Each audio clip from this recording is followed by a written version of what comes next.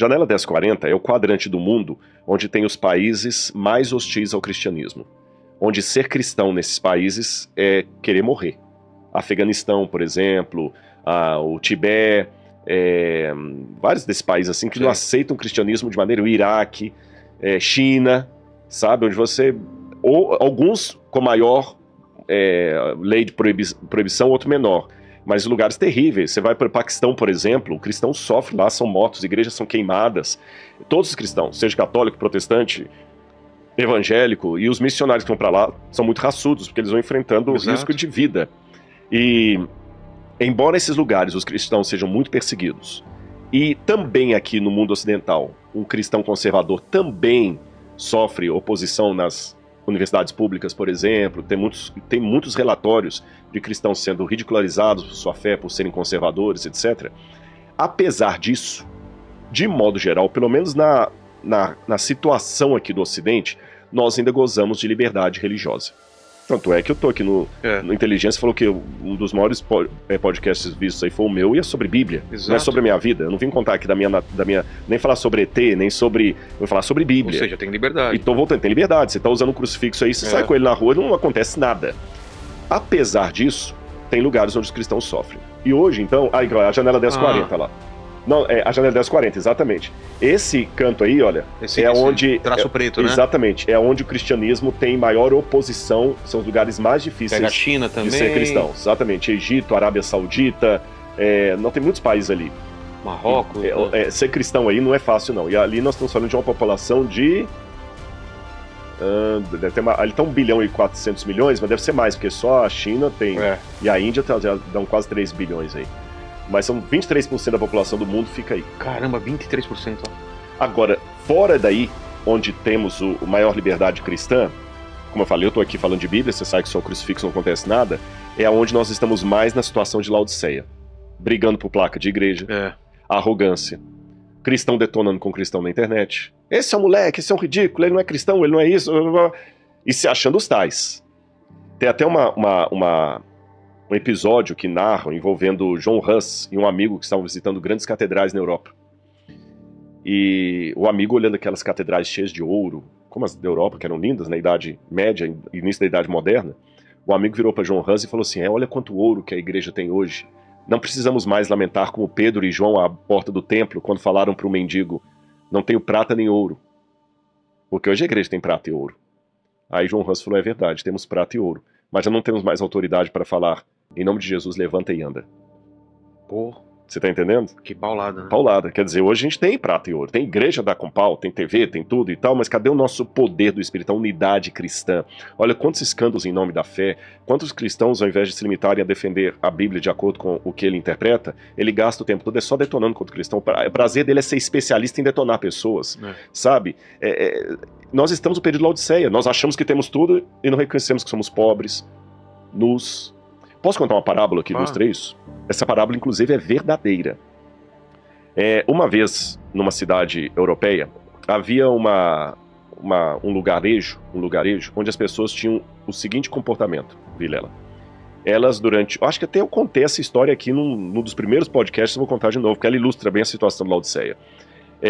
As pessoas saíam cedo para o trabalho e elas deixavam as casas delas e caminhavam 4, 5, 8 quilômetros para a lavoura. E passavam o dia inteiro trabalhando na lavoura, à noitinha voltavam, guardavam as ferramentas, tomavam banho, e tomavam banho, limpavam o pé ali, e não era banho mesmo, né? Iam dormir, para no outro dia fazer isso de novo. Qual era a rotina?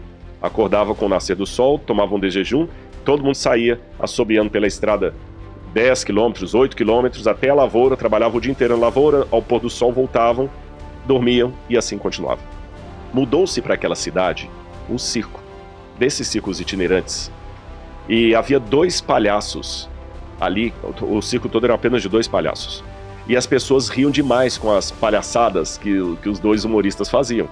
Eles contavam as piadas, davam cambalhota, aquelas roupas coloridas de palhaço, com boneco, e o pessoal ria, e a rotina da cidade mudou, porque agora eles acordavam cedo, iam para o lugar lá na lavoura, à noitinha voltavam, antes de dormir, assistiam o espetáculo, e depois que assistiu o espetáculo, ia todo mundo para casa rindo, até segurando a barriga de tanto rir, para no outro dia fazer tudo de novo.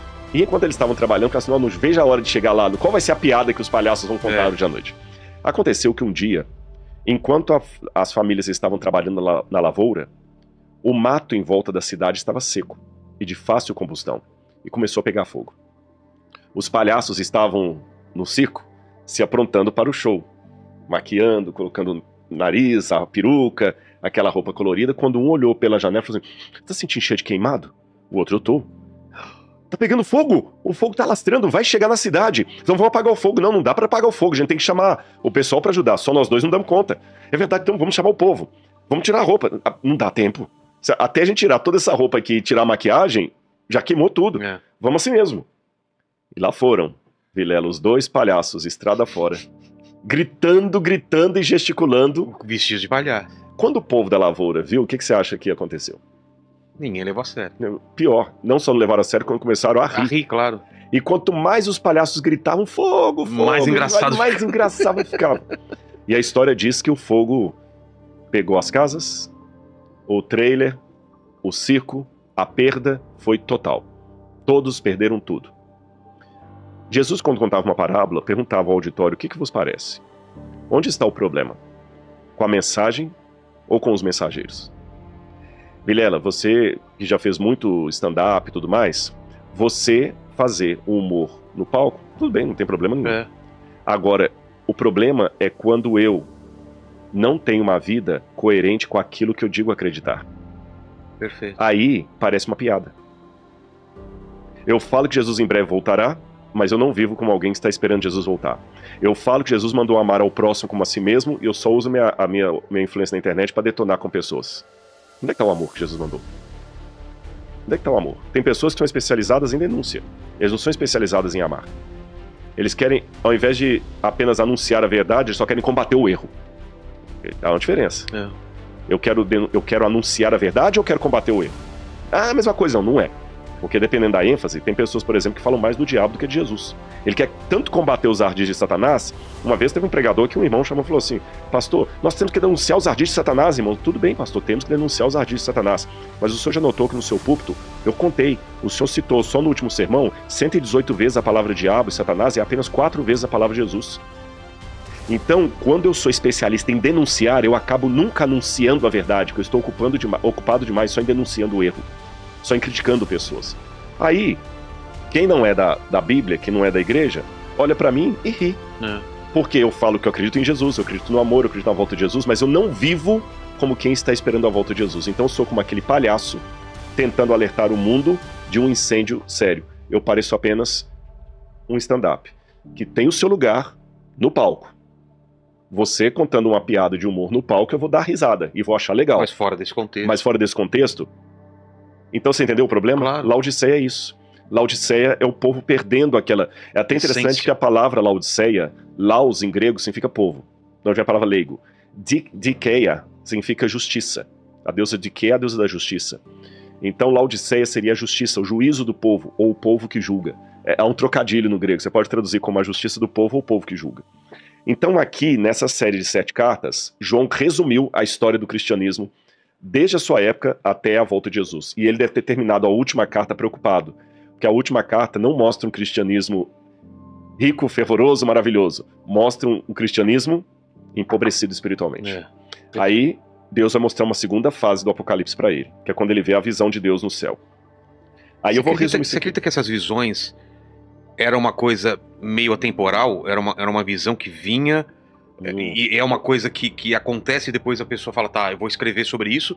Ou é o tempo que demora para as coisas acontecendo na cabeça dele? Entendi. É assim uma resposta absoluta, nenhum teólogo vai poder te dar. Não tem como, né? Porque há momentos da visão que Deus fala assim, vai e escreve. Parece até que estava quase ditando para ele. É porque eu não sei se já teve algum tipo disso, em algum tipo de oração, que você tem algumas visões, algumas coisas que passam de relance. Exatamente. Só que quando você para pensar, aquilo é uma história grande, né? Mas passou como um relâmpago, assim, peraí. Eu vi uma cena da minha mãe, não sei o que, tá, entendi. E aí ela... E às vezes a posteriori. Depois, agora eu lembrei de Deus me deu um aviso. Exatamente, era um aviso. Eu não acho que as coisas são excludentes. Deus é didático, Deus tem várias maneiras de revelar através de sonhos, visões. Pode ser qualquer coisa. Aliás, eu até acredito que o Apocalipse, para responder a você, ele não foi dado todo de uma vez para João. Acho que não, né? Por quê? Quer ver? Aqui no capítulo 1, Vou dar um exemplo para você que responde a sua pergunta. Capítulo 1, versículo 10, diz assim: Achei-me em espírito no dia do Senhor, e ouvi por detrás de mim uma voz como de trombeta dizendo: escreve um livro. Então, ele se achou em Dia do espírito Senhor no dia do seria Senhor. o quê? O domingo? Tem ou três sábado? maneiras de entender isso aqui. Tem três maneiras. Adventistas, batistas do sétimo dia entendem que o dia do Senhor aqui é o sábado. Tá certo? O sábado, ponto. Outros que guardam o domingo entendem que não, o dia do Senhor é o domingo. Tanto é que a palavra domingo, Dominus Dei, né, é o dia do Senhor em latim. Verdade. São 4 opiniões, na verdade. Tem alguns que acham que o dia do Senhor era o dia do imperador. Sabe quando os documentos antigos falam assim, ano 1862 de Nosso Senhor Jesus Cristo, Sim. né? Então, na Bíblia tínhamos assim, no terceiro ano do reinado de Joaquim, rei de Judá, nas calendas de julho do reinado de César. Entendi. Então, acredito que João também escreveu assim, olha, no dia do Senhor imperador. E a quarta opinião é que esse dia do Senhor significaria a volta de Jesus, que no Antigo Testamento fala o seguinte, terrível será o dia do Senhor. Entendi. Eu vou defender a posição que eu admito e falar por que eu não concordo com as outras. Começando de trás para frente. Por que eu não acho que pode ser o dia do Senhor a volta de Jesus? Porque para ser o dia do Senhor eu tenho que criar uma situação que o grego não permite. Arrebatado. Fui até o dia do Senhor. Não dá a entender isso. No grego está no dia do Senhor e não até o dia do Senhor. Tá certo? Segunda razão por que não pode ser a volta de Jesus. Porque em grego, quando fala dia do Senhor, na tradução grega do Antigo Testamento, está remera kyriou. Remera kyriou. Aqui está kyriake remera. Então, em português, parece a mesma coisa, mas em grego é diferente. Então, descarto que seria o dia do Senhor, a volta de Jesus. Não acho também que poderia ser o dia do imperador, porque nós não temos essa expressão usada em nenhum documento romano. E também ficaria estranho João, que estava ali preso pelo imperador, escrever enaltecendo o imperador. Aí sobram 2, ou é o sábado ou é o domingo. Eu particularmente, como entendo que a palavra domingo não existe na Bíblia, em nenhum momento, nenhum canto fala domingo, domingo é uma criação latina, A posteriori. posterior, exatamente, fala o primeiro dia da semana, e o primeiro dia da semana nunca é chamado de dia do Senhor, o sábado que é chamado de dia do Senhor, então eu interpreto que ele foi arrebatado num sábado, tá? Já dei as 4 interpretações. Agora, mas eu não posso esquecer da pergunta que você me fez, foi tudo de uma vez? Quando você vai no capítulo 4, diz assim, depois dessas coisas, olhei e eis uma porta aberta no céu, e a primeira voz que eu ouvi, que era como de trombeta, falou comigo dizendo, suba até aqui e eu lhe mostrarei o que deve acontecer depois dessas coisas. Imediatamente eu me achei no Espírito. Primeiro, escreva o que eu vou te falar. E eu agora a vou te mesma mostrar. voz. Exatamente, No ele fez outro momento. referência no outro momento. Porque ele já estava, se ele já estava em espírito, achei-me em espírito no dia do Senhor, aqui ele fala, achei-me em espírito, então dá a entender que houve mais de uma ocasião em que ele teve a visão. Agora, nessa situação aqui do capítulo 4, ele vai ter uma visão de cara do trono de Deus. E eu vou resumir pra galera. Ele vê, aliás, vai ficar até fácil. Se você colocar aí Apocalipse, trono de Deus, tá bom? Se não, você coloca Revelation, Throne of God. Repete, por favor. Revelation of God. Não. Throne of God. Throne of Revelation. Repeat, please. Throne of Não, Revelation. everything. Revelation. Repeat, please. Não, só a frase. Revelation of Throne of God. Ok. Foi mais ou menos. Vai. Ok. Tá bom. Pra tentar procurar, você sabe que tem uma história que um gato tava correndo atrás de um rato, né? E o rato corria, o gato vinha atrás. E o rato corria, o gato ia atrás. Daqui a pouquinho, o rato entrou dentro do buraquinho e ficou lá dentro assustado, né? E o gato que fala...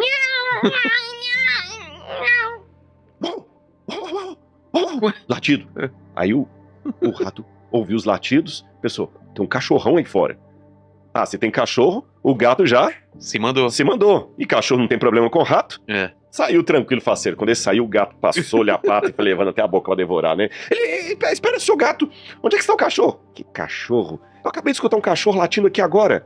Meu amigo, nesse universo competitivo, quem não fala 2 idiomas tá perdido. Então, é importante ter outro idioma. Se ele achar ali, achou alguma coisa aí? Os desenhos? Achou a imagem aí? Olha lá, já tá no gatilho ali, ó. O que é isso? Essa imagem aí, pra galera de casa entender, é o que está no capítulo 4 do Apocalipse. A descrição. Olhando assim, parece muito confuso. Eu vou resumir pra vocês, descrever o que João viu, foi isso aí. Ele viu o trono de Deus, e em torno do trono de Deus ele viu 4 seres viventes, contendo 4 asas cada um. Um tinha um rosto de águia, o outro de leão, o outro de homem, o outro de um boi ou novilho, tá certo? E ele viu, além desses seres em torno do trono de Deus, de novo, 7 tochas representando os Espíritos de Deus. Quem tá vendo o candelabro ali, olha, tá bem? E além disso, ele vê um altar, que está aqui de ouro, mais à frente, um altar de ouro, e 24 idosos ou anciãos vestidos de branco com coroas na cabeça. E além desses, ele vê atrás de todo esse aí uma multidão de milhões e milhões de anjos. Por que João viu o céu desse jeito tão esquisito? Vamos por partes. Decifrando por partes. Deus trabalha partindo do conhecido para o desconhecido. Na época do Antigo Testamento, não sei se você lembra, lá no museu eu até mostrei isso, e a galera de casa que não assistiu o episódio do Inteligência Limitada no Museu do MAB, assiste que vale a pena. Na entrada do museu nós temos 2 lamaços, que são 2 seres assírios, 2 estátuas assírias que ficavam no trono de Senaqueribe. E essas estátuas são uma composição de leão, asa de águia, leão, águia, boi e ser humano. Os mesmos animais ali. Então, na mentalidade antiga, é como se a divindade ficasse cercada por seres alados que cobriam a glória da divindade para não ofuscar os adoradores. Certo. Então, Deus falou, olha, eu vou mostrar isso de maneira simbólica para você entender também. Então, Deus também aparece na sua glória maravilhosa, e aqueles querubins, a palavra querubim em hebraico significa querub, aquele que cobre, querubim, que cobre, que protege. Agora no eclipse que teve nos Estados Unidos, eu saí dos Estados Unidos um dia antes do eclipse. Poxa, mas você tava na região lá do Texas? Não, mas não, eu tava em Washington. Washington não ia ser completo. Não ia perder muita coisa. Mas o pessoal que olhou teve que olhar com óculos, não é isso? Senão cegava. Então é como se a glória de Deus fosse tão imensa que ele tivesse seres especiais em torno dele, esses anjos. Para abrandar o brilho? O brilho de Deus, para não ofuscar os demais. Aliás, só vou abrir um parênteses, a tradição cristã de longa data entende que Lúcifer, o anjo que caiu, era o anjo cobridor.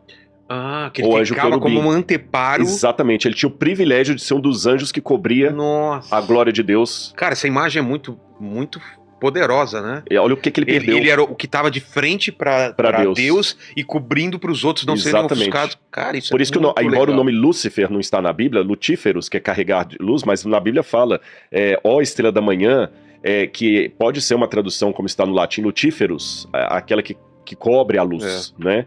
Lúcifer. Então ele perdeu essa posição. Então eles seriam desses. E ali você tem a trindade, que você tem Deus Pai sentado no trono, simbolizado por aquele no trono, o Espírito Santo, que são aquele fogo ali. Jesus vai aparecer daqui a pouquinho, que eu falei só do Pai e do Espírito Santo. E aqueles 24 anciãos, quem seriam? Por que o número 24? Agora eu tenho que dar uma outra reflexão sobre os números. Lembra que eu falei que os números na Bíblia têm significado como os nossos? Sim. 7, só para lembrar, perfeição. Você falou 3, número divino. 4, universal. E 12. Apóstolos. Tá indo bem. O que mais? 12. Filhos de Jacó. 12 tribos. 12 tribos de Israel. 12 é o símbolo do povo de Deus. Só que eles tinham uma coisa, Vilela, com os números que nós não temos. Eles multiplicavam o número quando queriam dar um sentido especial para ele. Um superlativo. Por exemplo, falando em português, se eu quero falar que o cara é nota 10, eu falo assim, Vilela, pode chamar que esse cara aí é 10 vezes 1000. Tá. Eu quero dizer que ele é legal. Quantas vezes devo perdoar? 7 vezes. 7 vezes. Quer dizer, de maneira perfeita? Não te digo perfeita, mas de maneira perfeitíssima. Como é que Jesus falou perfeitíssimo? 70 vezes 7. Então aqui 12 é um múltiplo, 24 é um múltiplo de 12. 12 vezes 2. Alguns pensam que esses anciãos não eram anjos porque eles estão com coroa. Em nenhum momento da Bíblia, anjos ostentam coroa. Quem ostenta coroa, a promessa da coroa no Apocalipse é para os filhos de Deus. Lembra que conserva o que você tem para que ninguém roube a sua coroa? Então a coroa no Apocalipse nunca é dada a anjos, em nenhum canto da Bíblia. A coroa é dada por aqueles que vão reinar e governar com Cristo, seres humanos que forem salvos. Entendi. Então ali está falando de representantes do povo de Deus, que já estariam no céu agora, ali em torno do trono. E quem seriam esses? Quando a gente vai para o Evangelho de Mateus, quando fala da morte de Jesus, tem uma passagem aqui muito curiosa. Mateus capítulo 27, versículo 51 em diante diz assim, quando Jesus morreu: Eis que o véu do santuário se rasgou em 2 partes, do alto a baixo, e a terra se tremeu, e as rochas se partiram, os túmulos se abriram, e muitos corpos de santos já falecidos ressuscitaram. E Paulo, quando fala dos salvos, fala dos que vão ser salvos pela ressurreição, dos que vão estar vivos na volta de Jesus, e ele menciona uma terceira classe que ele chama as primícias. Você já ouviu falar de primícias? Já, O que é várias vezes, primícias? Então, nunca Os entendi. primeiros frutos que são colhidos. É a parte melhor. Melhor, Primeiro exatamente. você colhe os primeiros frutos, o que você mostrou também lá no museu atrás, do azeite, né? Exato, pronto, você deu um excelente exemplo. Que primeiro vem um azeite melhor, Aham. que era de maior Que qualidade. a gente chama de extra virgem. Isso, e depois vem o Vê os outros. Então, as primícias, que você exatamente. espremia, dava o melhor. Espremia do que sobrou, dava o segundo. E Exatamente. espremia, ia dando... Entendi. Vamos pensar assim, até numa questão orçamentária em casa. Tá. Se você, quando chega assim, ó, tem isso aqui, quanto você vai pagar, você prioriza. O primeiro Claro. dinheiro que você paga é isso aqui, ó. Vamos supor que, Deus que defenda, você tá com um parente muito querido no hospital, Plano de saúde. plano de saúde. Olha, Não a primeira pode- coisa é o plano de saúde. É. Se for pra atrasar alguma coisa, eu atraso a água, mas isso aqui, É. o plano de saúde, eu não vou brincar. Então, na Bíblia, os primícias é pra Deus. Por isso que a primeira colheita se mandava pro templo. Entendi. Então, simbolicamente, é como se Cristo, ao ir ao céu, levasse com ele já as primícias dos salvos. Senhor, aqui estão com alguns. E eles se assentam ali. É o que representam esses 24. Exatamente. 12 vezes 2. 12 vezes 12. Então nós temos ali. Por que colocou desse jeito? Quando você vai nos tempos do Antigo Testamento, era assim que Israel estava acampado no deserto. Ah, é? Ficava o santuário no meio, o santuário com o candelabro de sete chamas, o trono de Deus, a arca dos 10 mandamentos, o santuário ficava no meio, e em volta ficavam as tribos de Israel. E aqui a gente tem justamente isso. Você tem Deus no centro como se fosse o santuário,